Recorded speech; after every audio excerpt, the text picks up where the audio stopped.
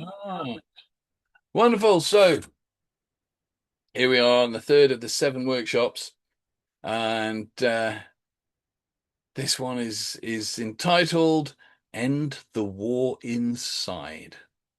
And so far in these workshops, we've explored two rather important ideas. The first, that we're not broken.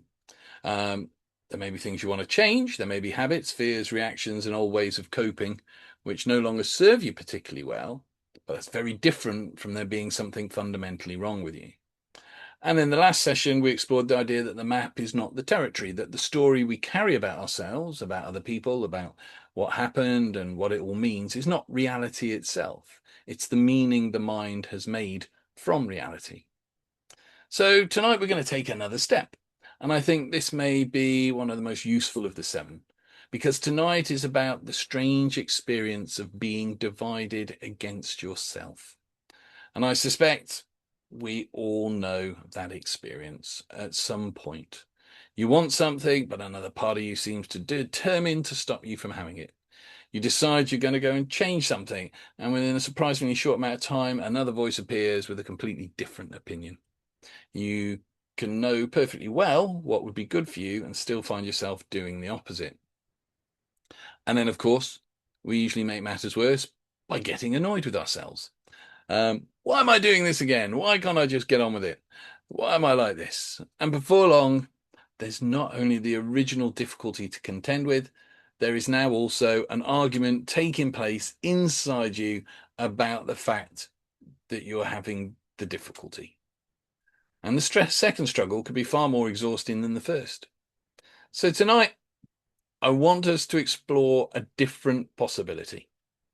What if the parts of you that you find difficult are not trying to ruin your life? What if they are not evidence of weakness? What if they're not things which need to be beaten into submission? What if, in some curious way, they're attempting to help, albeit sometimes quite badly, sometimes using methods that made sense 20 or 30 years ago and make very little sense now, but helping nevertheless? This is the idea I'd like us to play with tonight, not as something that we have to believe, just as a possibility. Because one of the things I've learned through the years, through hypnosis, NLP, and meditation, and kind of working with people, um, is that fighting yourself is rarely the route to freedom. Understanding yourself tends to work just a lot better. One of the ideas within NLP that I've always found useful is that behavior usually has some kind of positive intention behind it. Now, that phrase can be misunderstood. It doesn't mean that every behavior is good, because clearly they're not. It does not mean every response should be allowed to continue simply because it once had a purpose. And it certainly doesn't mean that if somebody behaves badly towards other people, we should simply shrug and say, well, they had a positive intention. What it means is that if we look underneath many of our own unwanted patterns, we often find that the mind is trying to achieve something which makes sense. It might be protection, belonging, safety, helping us avoid humiliation, rejection, holding on to control, preserving some sense of who we are, and that behavior becomes a strategy. The problem is that the strategy can become badly out of date. A child who learns that speaking up leads to trouble may discover that silence keeps them safe. That is intelligent. At 8 years old, perhaps extremely intelligent. But if that same strategy is still operating at 48, it may now be preventing them from saying what they need, setting boundaries, or allowing themselves to be seen. The problem's not necessarily that there's a defective part inside of us. There may simply be a very old part still using an old solution. A little bit like the fact they've just put a new lock on the door downstairs today, and there's no matter how much you use the old key now, it's not going to open the door for you. And in a way, that's similar to that old part using an old solution. You need the new key to be able to step through the door. And I think this can change the whole tone of the conversation we have with ourselves. Instead of how do I get rid of this, we can become curious and ask, what is this trying to do for me? And sometimes that's a far more useful question, because a part that feels attacked will usually defend itself. A part that feels heard may become willing to change. And quite often we speak as though there's like just one single me kind of inside. I want this. I believe this. I've decided this. But in reality, human beings are wonderfully inconsistent. There's a part of me that can make an excellent decision at 10 o'clock in the morning, and another part of me at 10 o'clock at night who appears to have been left entirely uninformed. And we laugh at that, but it reveals something quite real. Different states of mind have different priorities. The tired you does not always value the same things as the rested you. The frightened you does not see the same possibilities as the confident you. The hurt you may make decisions that the calm you would never make. And I do not think we need to turn this into a complicated psychological model. Parts is simply a useful way of talking about these different movements within ourselves. The part, I'm gonna have to move my leg. Oh, I'm just sitting on it, my foot's gone dead. The part, there you go, there's a part of me that was more interested then in my leg. The part that wants to go, the part that wants to stay, the part that longs to be noticed, the part that would rather nobody looked at us at all, and the part that wants rest, the part that thinks rest is lazy.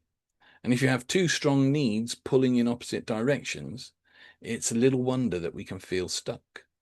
And there's nothing really mysterious about it. Just imagine, trying to drive a car while pressing the accelerator and the brake at the same time. You can use enormous amounts of energy without traveling very far.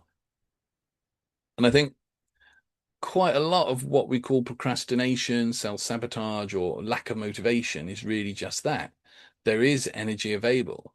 It is simply being used in opposite directions. There is another thing I've noticed. The part of ourselves we most dislike is often the part we have understood least. We encounter the critic and hear only its cruelty. We encounter fear and notice only its limitation, or anger and see only the disruption. We encounter the part that withdraws and we think it's weak. But if we stay with it a little longer, sometimes something else emerges. The critic may be terrified that if it stops pushing you, other people will judge you first. The fearful part may believe it is responsible for preventing another painful experience. The angry part may know, long before the conscious mind admits it, that a boundary has been crossed. The part that withdraws may just actually be exhausted. And once again, none of this means that we allow every action to run the show. Understanding is not surrender. If anything, understanding gives us more choice, because you cannot negotiate very well with something you're determined not to hear. And I think this is where Carl Rogers gives us something very valuable. Rogers understood that people tend to change in the presence of acceptance far more readily than in the presence of judgment. And I think that implies inwardly too. There is a strange paradox.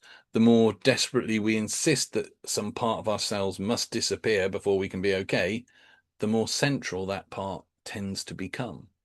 Our entire attention revolves around it. We monitor it, we fight it, we wait for it. We become frightened of its return. And therefore, we remain in relationship with it constantly. Whereas sometimes when we can say, there you are, without immediately beginning the battle, something eases, something loosens.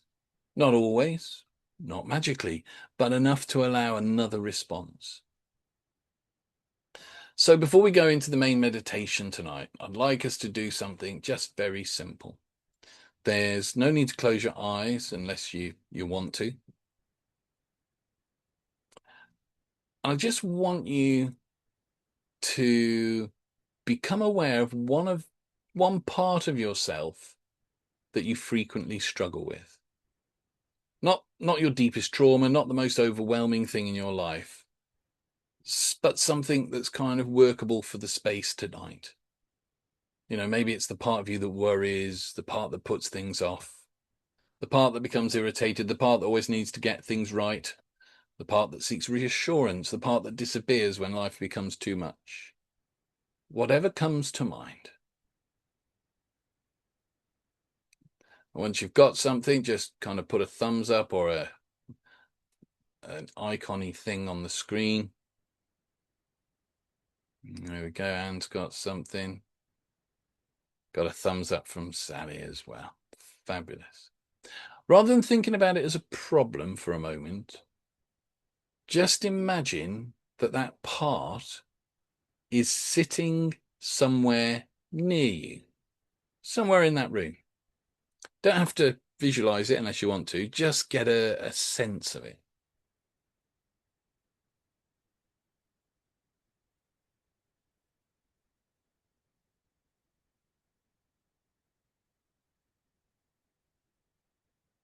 And then just ask that part, what are you afraid would happen if you stopped doing this? What are you afraid would happen if you stopped doing this? And just wait and notice how you sense that response.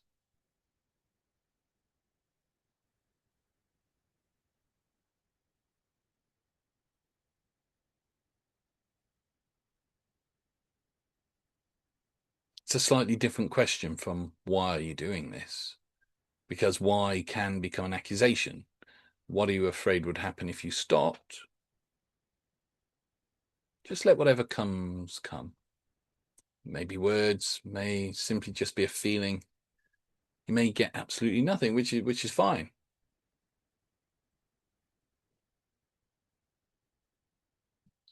It's getting light again. So now ask, what are you trying to make sure I have? What are you trying to make sure I have? That may be security, love, approval, space or time, certainty, permission, perhaps something entirely different. Just see what comes. What are you trying to make sure I have?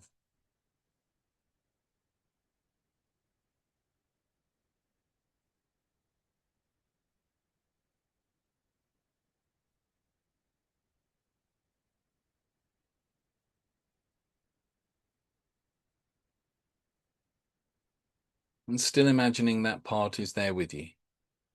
Just one final question. If you knew there were better ways of helping me have that, would you be willing to learn them? If you knew that there were better ways of helping me have that, would you be willing to learn them? And again, don't force an answer, just notice what happens. It's not about manufacturing an emotional moment. It's just about beginning a different kind of conversation.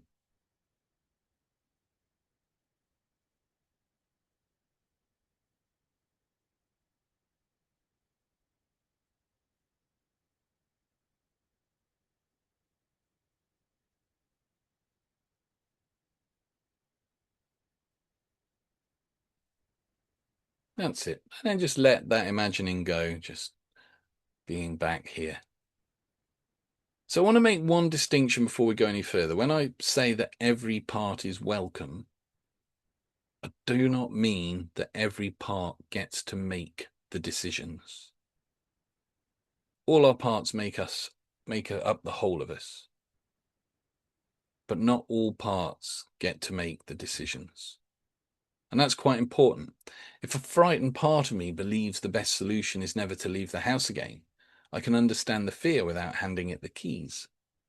If an angry part wants to send a spectacular email at 2 o'clock in the morning, I can acknowledge the anger without pressing send. Welcome does not mean control. Welcome means you are allowed to be here. You are allowed to tell me what you're trying to do. And then we decide together what happens next. This is a kind of mature self-acceptance. Not everything I feel must be acted upon. Rather, everything I feel can be heard, which is very different. And this is where I think meditation offers something particularly beautiful. Meditation teaches us that we can allow an experience to be present without immediately becoming it. Fear can be present, anger can be present, sadness can be present. And there can also be awareness around it. Enough room to say, this is something I'm experiencing rather than this is all that I am. And when there is room, there's choice. So I'm going to invite you to get comfortable, have a fidget, have a stretch. If you want to knock your cameras off, that's fine. No need to sit in any particular position, just be comfortable. Make sure you're not restricting your breathing. And in a moment, we're going to take 3 deep breaths together. Now, you may choose to close your eyes and relax on the first breath. You may choose to close your eyes and relax on the second breath, or it might be the third breath when you choose to close your eyes and relax. But whenever you close your eyes and relax, I know you can really get the most from this. So let's take that first deep breath in together. Breathing in, hold it, and breathe out. Breathing in, hold it, and breathe out. Breathing in, hold it, and breathe out. If you've not done so already, just allow your eyes to close. Just become aware of your breath, just breathing in, breathing out, nothing special. And as you breathe out, perhaps just allow the weight of your body to settle a little more fully into whatever is supporting you.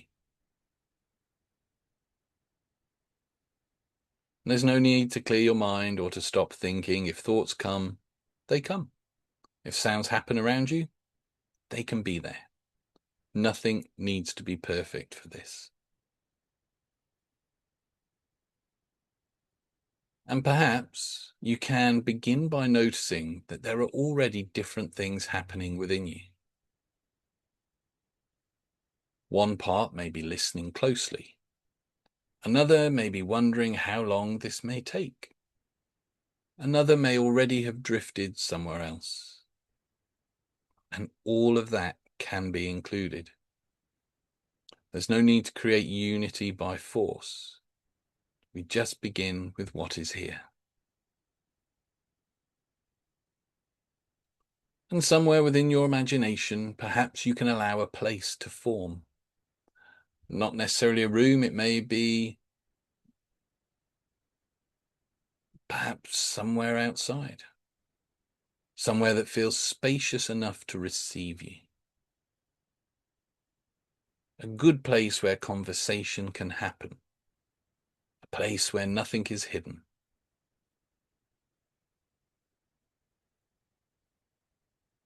And let the unconscious mind choose. And be there now. See what you see, hear what you hear, feel what you feel in that place.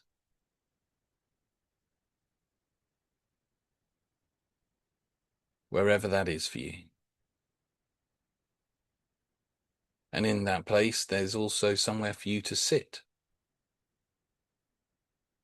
Maybe there's a table, a fire, a circle of chairs, or just an open space. There is room. Enough room.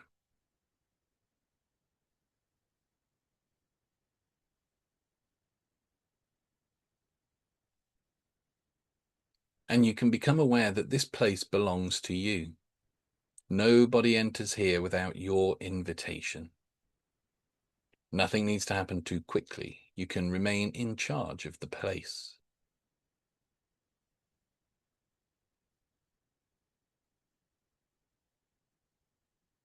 And so maybe the first part you invite into that place is the part you were thinking about earlier. That part you find difficult. Just invite it in. Allow it to come in whatever form feels natural. It might look like you. It may feel younger. It may just be a presence, a voice, a shape, or simply just a sensation.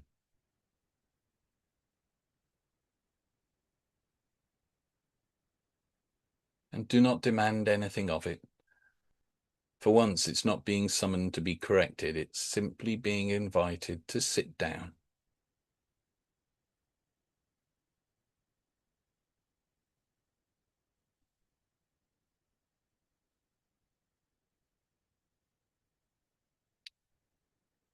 And so perhaps you can say to that part, I know I have fought you. I know I have fought you.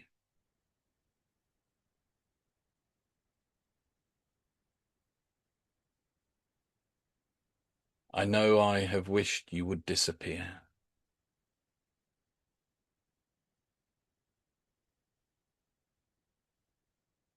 But right here, right now, I would rather understand. Right here, right now, I would rather understand. Just notice what happens. Does it look suspicious or angry, relieved? Perhaps there's nothing you can identify, and all of that is fine.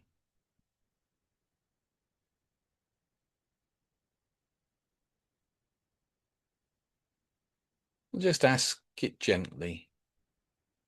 What have you been trying to do for me? And just wait. See what response comes back.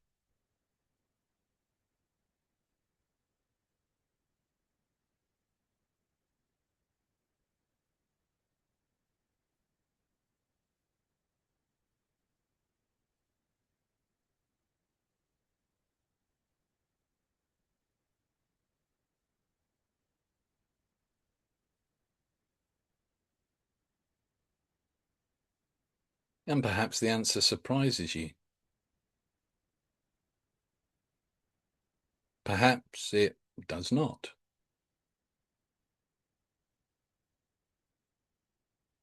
Maybe it's something like, I was trying to keep you safe, stop you from being hurt, make sure people liked you, trying to make sure you did not fail. Perhaps it says something entirely different. Perhaps it has no words, just feelings.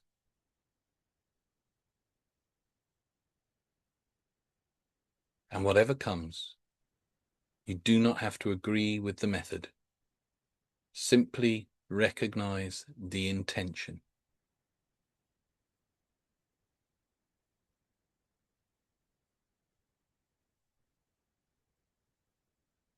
And maybe you can say, thank you for trying.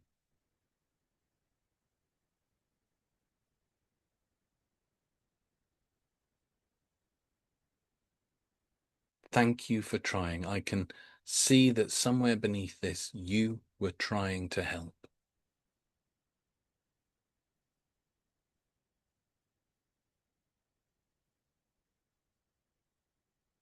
Just notice what changes when it hears that.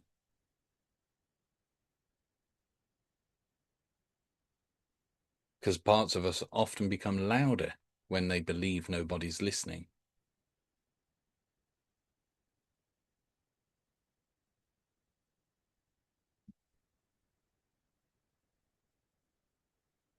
And so now notice whether there is another part nearby. Perhaps a part that's been in conflict with the first. If the first part is frightened, perhaps this is the part desperate to move forward.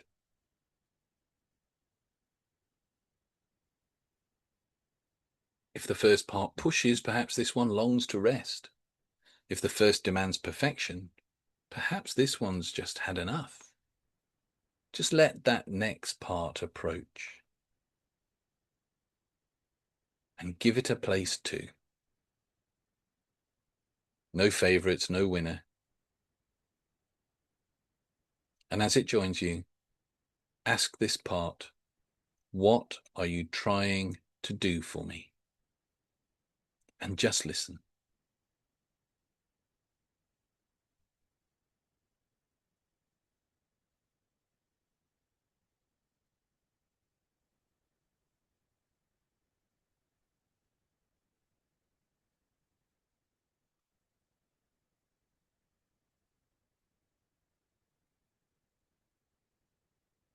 And perhaps you begin to recognize something interesting. They may look as though they want opposite things. One says stop, one says go. But beneath that,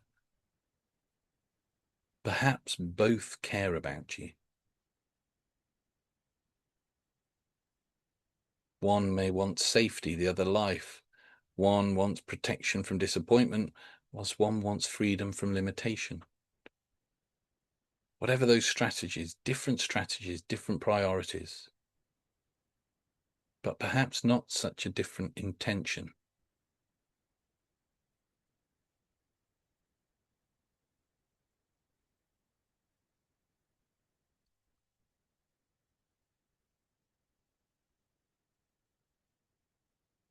And so let the two parts become aware of one another. And you do not have to make them agree.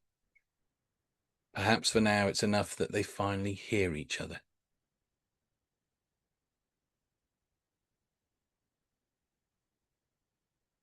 You say to both parts, you have both been trying to help me. And perhaps neither of you needs to do this alone anymore.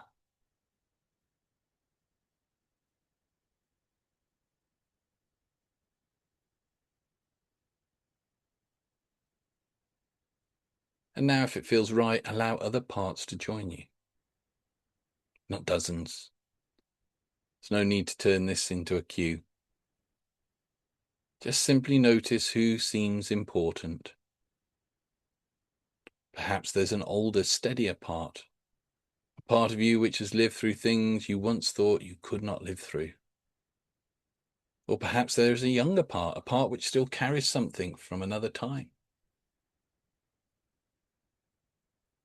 Perhaps there is a part that laughs, a part that creates, a part that knows when enough really is enough.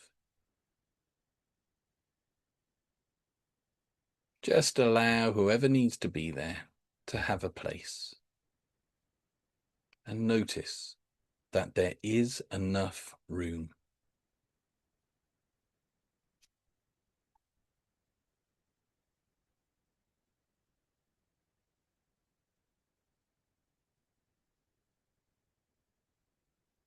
And just notice that there's a part of you that is aware of all of them.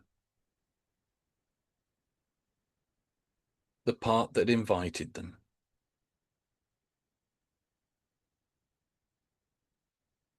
The part that can listen to fear without being only fear. The part that can hear anger without becoming only anger. The part that can understand the critic without having to obey every word.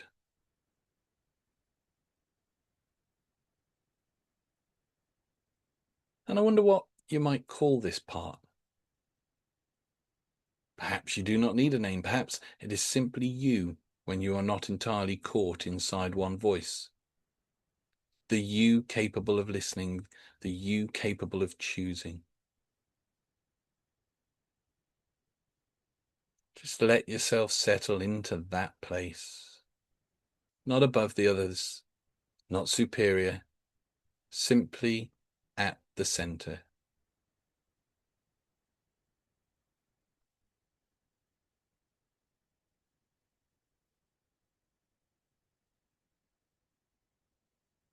And perhaps you can look around this gathering and say, nobody here needs to be thrown out.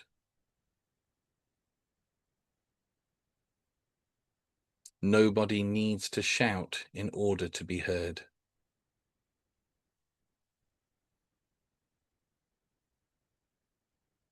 And nobody has to run everything on their own. Just let that settle.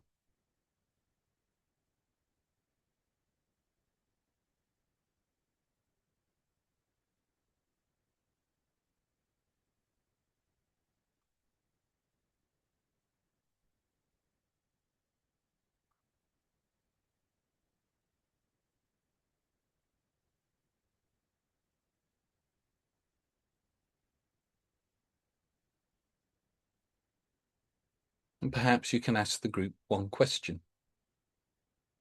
What do we all want for me? What do we all want for me?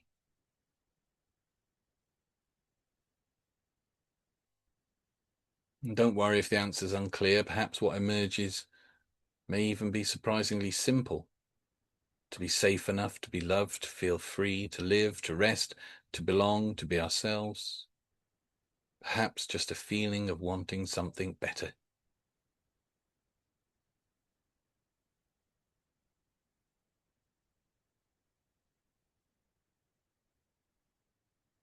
And now ask the group, how might we move towards that without fighting one another? How might we move towards that without fighting one another?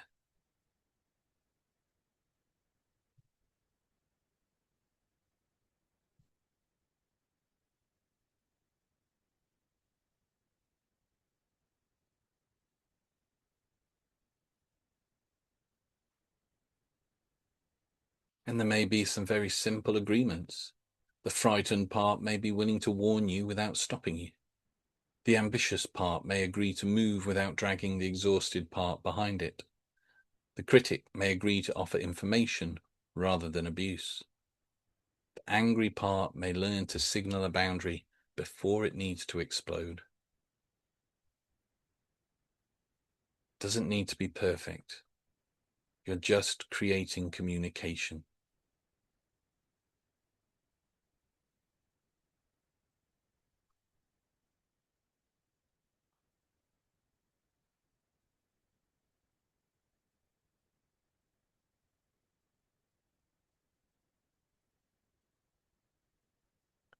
And perhaps you can imagine the parts discovering that they do not all have to want the same thing at the same time. Families don't work because everybody becomes identical. Teams do not work because everybody performs the same job. They work when each person knows they belong, knows they can speak and understands something about the larger purpose. And perhaps that's possible inside us too.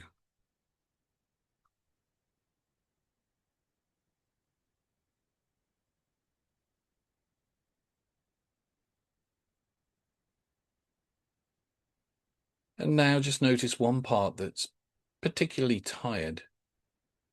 Perhaps the one which has been working hardest, the one which is always monitoring, always preparing, always trying to make sure everything's okay.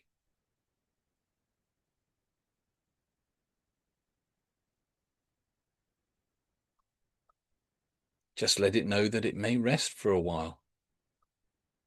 Not forever. You're not dismissing it. You're offering relief. And maybe another part can take over some of what it's been carrying. Maybe the wiser adult, you can carry some of it now.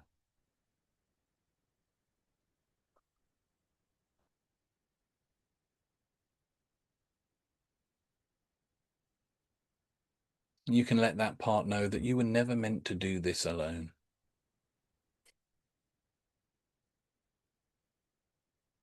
And just notice how the body responds to those words in whatever way.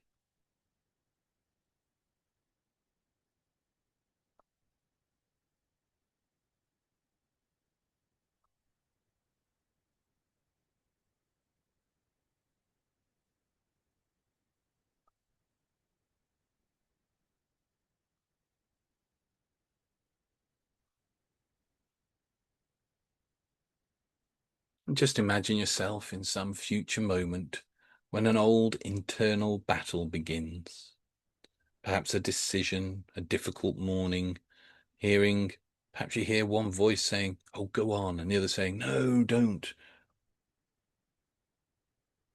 But rather than immediately picking a side, perhaps you remember this place. A little more room opens inside.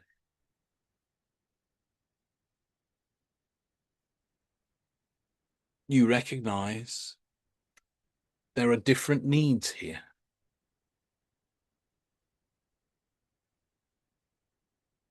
Ask, What is each part trying to protect or provide?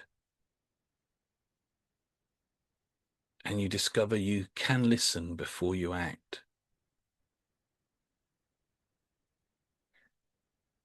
And discover that that alone changes what happens next, because you are no longer standing in the middle being pulled apart.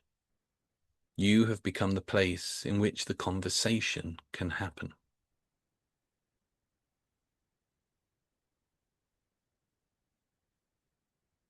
And if you'd like a simple anchor, physical reminder of that, just choose a small gesture now. Maybe just holding a fist or spreading the fingers out wide.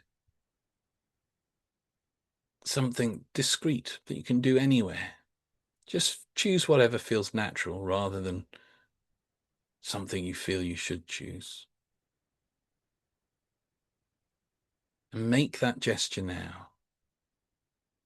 And as you make that gesture, let it mean all parts are welcome. All parts are welcome.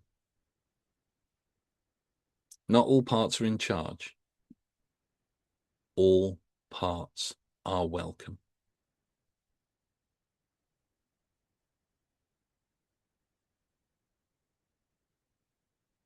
You can listen without surrendering choice.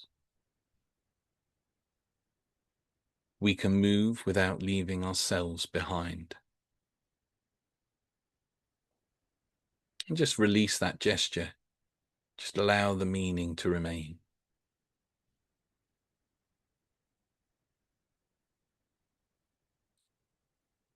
And perhaps the gathering within you is changing now. Some parts may leave, some may remain. The room itself begins to fade, and that's fine. You do not need to preserve the imagery. What matters is the relationship. Understanding that there is a difference between a part of you speaking and the whole of you deciding. The understanding that self-acceptance does not mean becoming passive. It means ending the wasteful battle against your own humanity. And perhaps, somewhere within, you can allow one final recognition. Nothing within me needs to become my enemy. Nothing within me needs to become my enemy.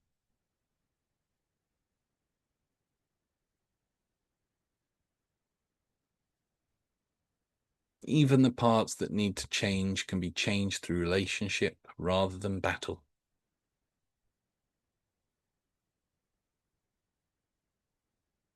And so slowly begin to become aware again of the room around you. The weight of your body, the sounds, contact between whatever you're lying on or sitting on. Take a nice deep breath. Allow movement back into the hands, perhaps the shoulders a little bit. And in your own time, allow the eyes to open. Just take your time, coming all the way back. Just allow a few moments just before we start talking again.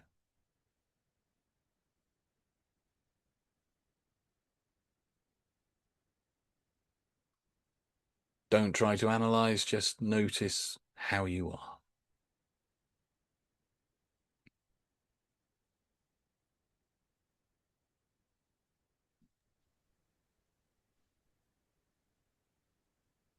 So there's something I'd like to add because I think it prevents this idea becoming too neat. Sometimes a part does not immediately become friendly because we've spoken kindly to it. Human beings are not that simple.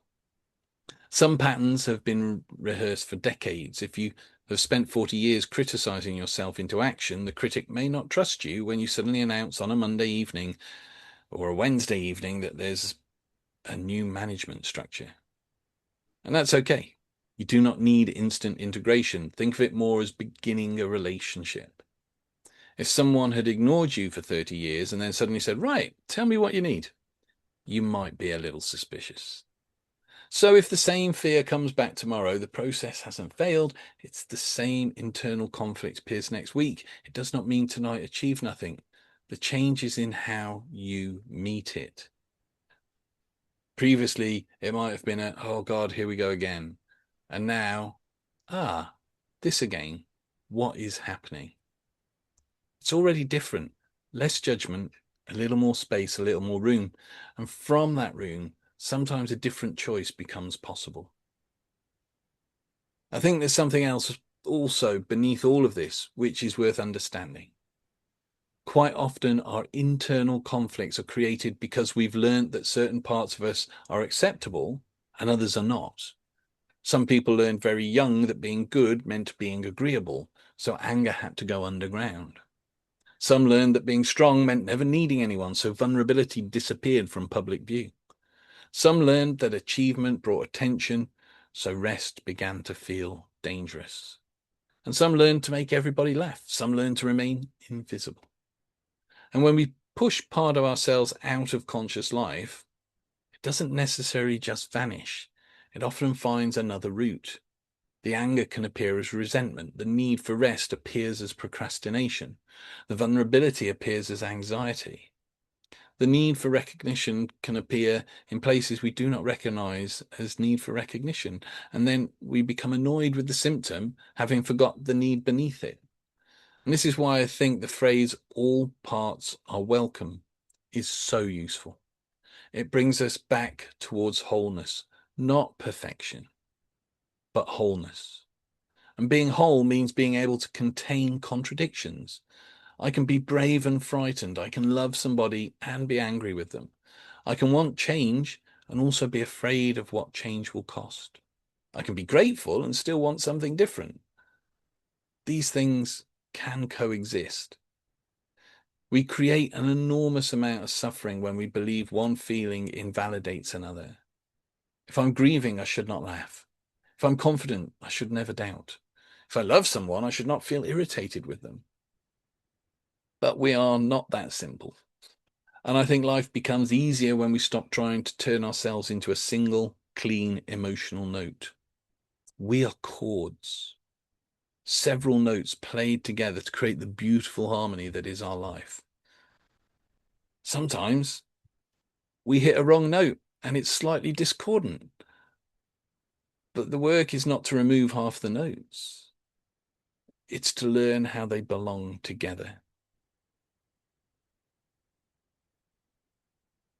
So I'd like to finish the experimental part tonight with something simple. No imaginary stuff this time. Just allow your eyes to close again.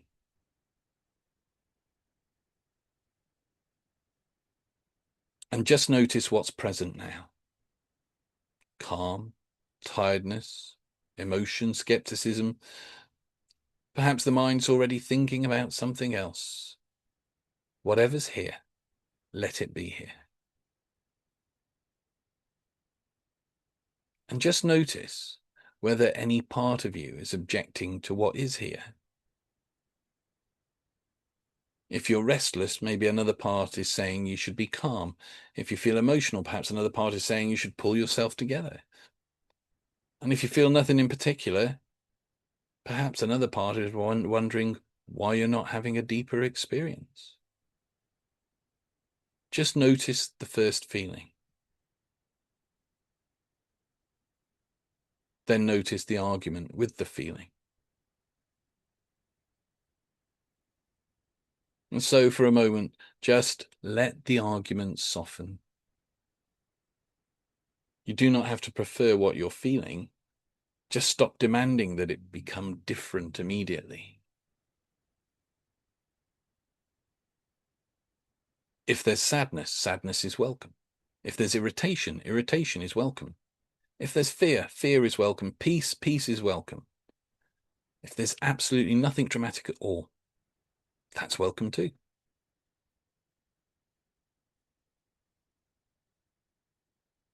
And notice the awareness in which all of those experiences are happening. Awareness itself does not need to choose one. It can contain them.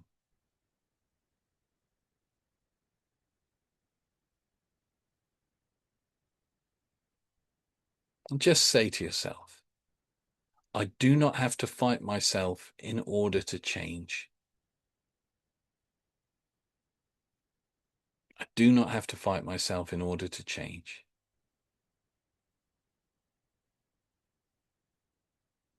And just follow it up with, I can listen and still choose.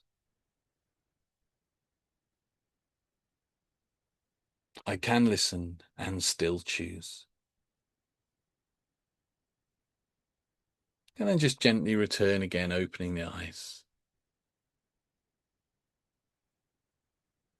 I'm not going to give complicated techniques to practice after tonight or anything, not that I ever do. I hope most of what we've ever done is relatively simple. I'd rather give a question. So when you notice yourself becoming frustrated with yourself this week, before you launch into the usual internal argument, just remember to ask, what is this part trying to do with me? Not with me, for me. What is this part trying to do for me? That's it. That's all.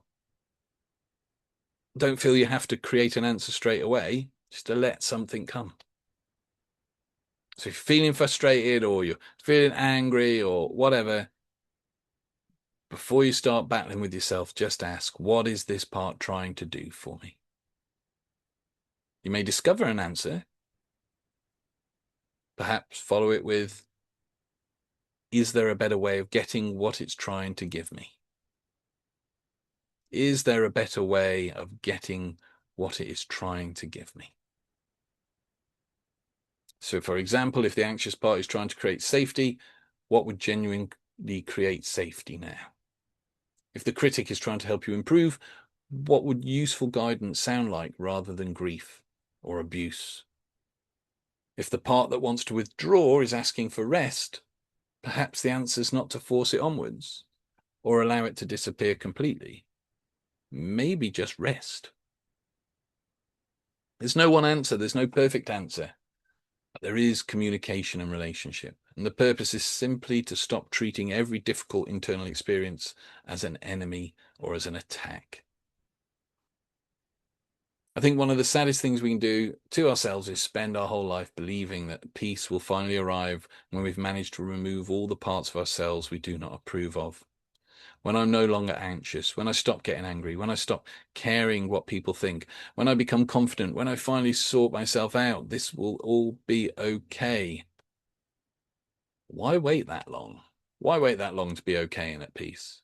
Perhaps the strange truth is almost the opposite. Perhaps peace begins when we stop making our own humanity the price of admission. When we stop saying, you may belong when you behave, and begin saying, you belong.